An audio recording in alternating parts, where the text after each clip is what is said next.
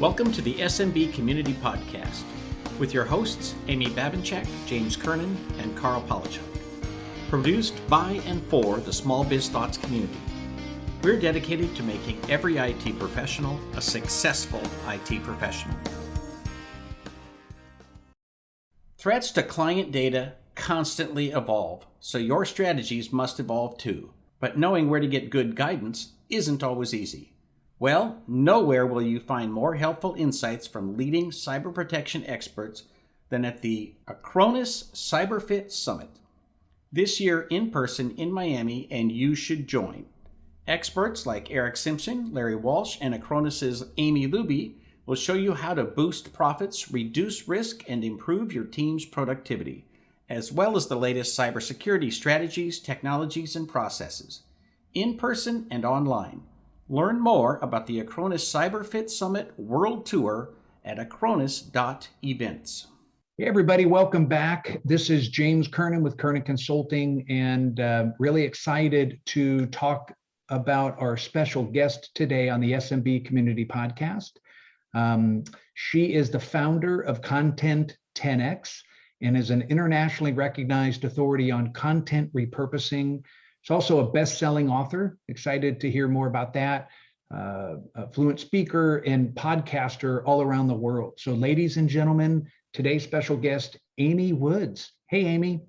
Hey, thanks so much for having me on. That was a very nice introduction. I feel like I should just leave now after that. Yeah. Well, we're excited to have you on the program today. And in my business, I do a lot of coaching around sales and marketing and growth strategies. And, I know content is king. So I've been looking forward to our interview today. So thanks again for being with us. No problem. So Amy, tell the audience a little bit more about yourself.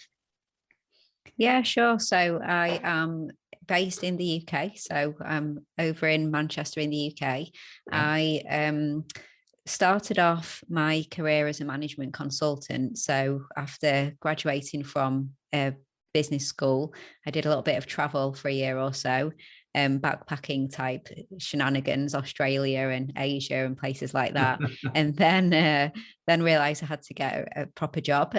So I got a job as a management consultant, which I thought was going to be a kind of two-year plan. I'd learn lots about business and then I'd start something myself. But 2 years became 13 years, which was the amount of time that I worked at Accenture as a management consultant there. I guess I just enjoyed it. It was good. It was interesting clients. My speciality was really around like large scale business transformation programs, like change management, mergers and acquisitions. And I did that for a while. And then I guess after having kids, I became a parent and then realized it was very hard to be the best management consultant I could be and the best parent I could be because it requires you to travel constantly. So very much a lifestyle of leave on Monday morning and come home on Friday night, which is very hard when you've got children. Yeah, absolutely. Yeah. So that, I guess, the change in becoming a parent alongside some health issues that I had, which have been healthy my whole life, and then ended up having a tough time and being in and out of hospital for a year or so, and it took me off the hamster wheel. So it was not a good time, but it was like a blessing in a way because I then immersed myself in the world. I was interested in an online business at first, so I immersed myself in the world of like internet marketing and online businesses, and I started a business where I was providing consulting, but to smaller businesses and more online. And that was good. And I enjoyed it, but I guess my heart maybe wasn't completely in that. And then I started Content 10X. So in learning about content and following lots of typical like online content marketers and things like that, I realized how important it was to repurpose content, and I was doing it for myself. So I'm a real stickler for systems and processes and efficiency and anything that brings efficiency. And so I was recording videos and repurposing them into lots of different content. Had some contractors who were helping me with the different skill sets required to do that: copywriter, graphic design, video editing, all of that. And that's when I decided, okay, there's actually, you know, a business here. What if people could just create a piece of content, and then instead of them juggling lots of different freelancers to get it turned into lots of different things, you could just go to one place and they would do it for them. So then that was the birth of Content 10X. And now it's just over 4 years old. We're a creative agency, but our speciality is repurposing content. Just over 4 years old. We provide content repurposing services to businesses. And yeah, as you mentioned, I've written a book over the time that with the business, and I sometimes speak at events. So that's been a little bit on the quiet side in person over the last 18 months or so. But I'm always evangelizing, making the most of content that you create, like maximizing content and finding different ways to communicate your message to make sure that you reach as many people as possible and reach the right people. And not everyone watches videos, and not everyone listens to podcasts, not everyone's on Twitter. So how do you find out where your people are, and how do you communicate your message and resonate with people as well? So so that takes me to today. Yeah, that's great. That's great. So help everybody understand, you know, it's not just common sense, but give us an example of when you talk about repurposing content. Give us a little bit more granular detail there. Yeah, absolutely. So I define content repurposing as finding creative ways to communicate your message in a different format and in a different location so that you can reach and connect with more people. So what I mean by that is it's like finding creative ways. So it's not about automation. I mean, that there is that side of repurposing, but to me, my definition, it isn't about copying and pasting things. It isn't about a program that automatically, you know, takes something and just puts it somewhere else. There's a lot more to it. It's about still always respecting every different platform and every different audience and creating content specific, but finding creative ways to communicate that same message. So different formats, I'm talking about video format or podcast audio format or text only format, blog posts or visual graphics, infographics, so different formats. And then, you know, locations, that could be a website, that could be Apple Podcasts or Spotify, it could be YouTube, Instagram, Facebook, LinkedIn, Twitter, TikTok, all the different platforms. So yeah, that's kind of like how I see it. It's a message. Every form of content is a message. How do we take different formats, different locations? So a practical example would be like a classic video where repurpose, because always video is really at the top of the content repurposing pyramid. It doesn't always have to start with video, but as an example, you know, from a video, you can repurpose the video that is a longer form video. So let's say an interview just like this into lots of short social media videos. So slice and dice some great sound bites and some great points made or a tip or something inspiring, and have 30-second, 1-minute videos that you can share on social media. You could also repurpose a video into a podcast. So, you know, take the audio from the video and repurpose that into a podcast episode.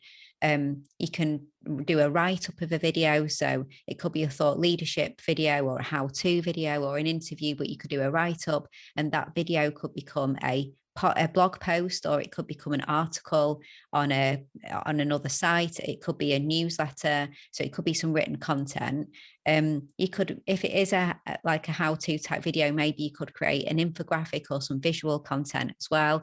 You could take lots of great tweets from it. You could create some LinkedIn posts from it, and so on. So it's about that. It's about like, what can we do with this to make it into different formats: audio, other videos, other written content, social, website. And I'm not saying that everyone should do everything. I think that's a really important point. That was a comprehensive answer, but you have to do what's right for you. Like, your audience may not be everywhere and may not consume all types of content. So just what's right for you. Right. No, that makes a lot of sense. That was kind of my next question of, you know, how do you, so content can go all over the place. And I've a couple of questions along these lines, but explain to me, if you could, like, what does a typical engagement look like for you?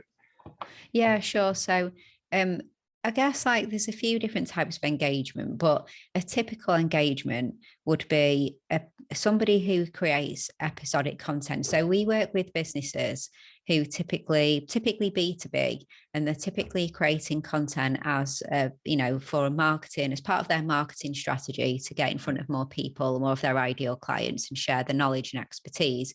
And so it's usually episodic content creators. And I guess what I mean by that is not kind of random content occasionally. So just projects here or projects there, or, video here, podcast there, but more a weekly form of content. So they'll do a weekly video or a weekly podcast, and it might be more than weekly. It might be twice weekly, but weekly is the kind of minimum for engagement with us, because we, believe that really to get traction and have success with content marketing efforts, there needs to be consistency, and there needs to be kind of a regularity, and you need to keep showing up. So typically, our clients will record their video, let's say, so it could be video or audio. They're the two formats that we work with.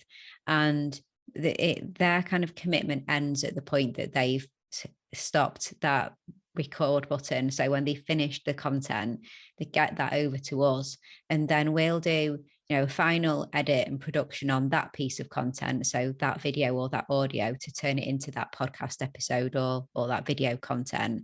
And then we will create social media content, so we'll create shorter videos and quote graphics and content for their social media platforms. We'll create content for their website, so we'll turn that video or audio into a long form, like SEO focused blog post for their website, and create episode blog post artwork, etc. And then we'll also usually create a video for YouTube and deal with YouTube complexities too. And if it is a video, into a podcast episode too, so usually video to podcast. So we do all the copywriting as well. So any social media asset that we create, they will write the accompanying Instagram copy or the accompanying tweet, and we do all the publishing too. So like, not every client wants us to do all the publishing if they already have an in-house social media team or an in-house team that just deal with everything that goes on the website. But 90%, like 80-90% of our clients, they say, yeah, absolutely. So we do everything then, like end to end, just from the point that they stop that record button. It's the whole set of content. And I guess our key thing is we want to focus on search and social. So we focus on search through the blog post and video on YouTube. We focus on social through the social content that we create for them. And then if they do have the podcast, then, we see that as really kind of helping to focus on, thought leadership as well, and just standing out in their industry quite often. Quite often clients come to us and they might have such a niche podcast that they're one of the pioneers in their niche space to be launching a podcast. So that could be really stand out for them as well. So yeah, like that's what it typically looks like. We're a weekly service. We're a service-based business basically that provide a weekly service to our clients. Yeah, that makes sense. So there's a lot there, a lot of different things, with online media that you can do. You gave me lots of great examples. If anybody was to maybe just try one or two, what would you recommend? Is there anything that you see working better than other things in today's world? It's a hard question, because it really, really does depend on quite a few things, because, it does depend on industry and niche and where your audience are and where they hang out. And it does also depend on you as a creator as well, because I think consistency is really, really important. So, it's great for me to maybe say, well, live streams work really well, because if you get into the habit of doing live streams, they're great for building a community that will come and join you live. And so it's not just content, but it's an experience as well. And people can come and engage with you, and the same people might come every week and start to engage with each other. And then from a live stream, you have video content that can then become everything that I just discussed. It just treat the video like any other video and repurpose it. But some people would absolutely like, die at the thought of having to do a live stream. I mean, not everybody wants to do video content, never mind like do live video content. So then it would be kind of silly for me to suggest like everybody should do live streams, because it's more important to be confident with the content that you're creating and feeling like it's what is right for you, and that you can confidently create that, share your message, and so I think it's more about the sweet spot of what are you confident at doing, because what can you be consistent at doing as well. So confidence will bring consistency, and the sweet spot between, and of course are your audience there. But I really think that, short, it does depend on the purpose of the content too, but short, thought leadership content works really well on LinkedIn, in video format and in text format as well. And, kind of just breaking things down into simple short videos, tips, advice, that kind of thing, I think works really well. But it really is a bit of a weak answer, but it does really depend, to be honest. Right. No, that's good feedback. And I completely agree about, I do a lot of sales training, right? And it's all about being confident in whatever your message is and how to deliver that message. We all have strengths and weaknesses, and I think you as a consultant now, you've got to understand, who that you obviously you do discovery calls and you understand who your client is, so you can advise them and getting that confident message out there. So video is so critical, I think, in today's marketing plans. So absolutely. So I wanted to ask you also about your book. Tell me a little bit about the book. Well, the book is, I guess represents a considerable amount of kind of time doing content repurposing and lots of content that we created. And I guess the story behind the book is that I realized that we had a lot of free content that we provided by way of our blog and our podcast. And then the next kind of leap for people who wanted help was our service, which is quite a big leap, actually. It's a comprehensive service, and like the starting point is around $2,000 a month. So, free content, $2,000 a month could be quite a lot, quite a few people who were maybe just starting out. So I decided that, at least needed to start building some stepping stones in between. So the book was the first step there, in terms of a paid product beyond free content. So I really class it as like the ultimate guide to repurposing all sorts of different types of content. So there's a chapter on how, if you had a video, how would you repurpose it? Then it's if you had a podcast, then it's a blog, then it's membership site content. If you have an online course, if you're a speaker and you've got like speaking collateral, how would you repurpose that? And if you have a newsletter, how could you repurpose that? So it covers like all sorts of different types of content that you can think of, really, and shares tips, advice, and guidance on what you could do with that and how you could repurpose it. So it's not really a read from start to finish. I see it more as a side of desk. Like whenever you need help with repurposing, have that by the side of your desk, go to the chapter for that content you're currently planning or creating and look and see how you can make it go further. And of course, for me, trying to build a bit of a personal brand and a thought leadership around content and content repurposing, a book is a great thing to do, because it's good for expert positioning, and it's probably helped more than I realize in terms of that kind of expert positioning. Absolutely. Now, how could somebody get a copy of your book? Is it available up on Amazon, or do you sell them off your website, or how do you distribute? Yeah, it's on Amazon, so and it's also on Barnes and Noble as well, and various places that you can buy audiobooks and ebooks. But I guess most people go to Amazon, don't they? So if you went to Amazon and you put in content 10x, you can also go to content10x.com/book, and that provides lots more information about the book and some reviews. There's a bit of a trailer about the book and the links to Amazon and Barnes and Noble. So yeah, it's not too hard to find. Yeah, you've got a great website. I love your website. Oh, thank you. So, yeah. So how could our listeners get in touch with you if they, want to learn more or book a discovery call? What's the best way for them to get in touch with you? I think in terms of learning more and then kind of going forward for a discovery call, if everything seems like intriguing and would like to find out more, it's probably best to go to content10x.com. So content 10 as opposed to TEN. So content10x.com. Because it just has like all the information about everything we do. And right there on pretty much most pages, you can go ahead and book a discovery call if you want to speak. So that's the best place, really. Okay. All right. Excellent. Well, hey, thanks so much for being on the program today. Any final words of wisdom you want to share with everybody before we adjourn? No, I just think, thank you for having me on. And I hope anybody who's listening, who's a content creator, might be inspired to even just go and look at one piece of content and work out how you could turn it into something, even if it's just a few tweets or a LinkedIn post. So it'd be great to just inspire people to go and repurpose their content. But yeah, thanks so much. Been nice. Been great to meet you and come on the show. You bet. Great. Thanks again, Amy. Take care. Thank you. Yep. All right. Bye now.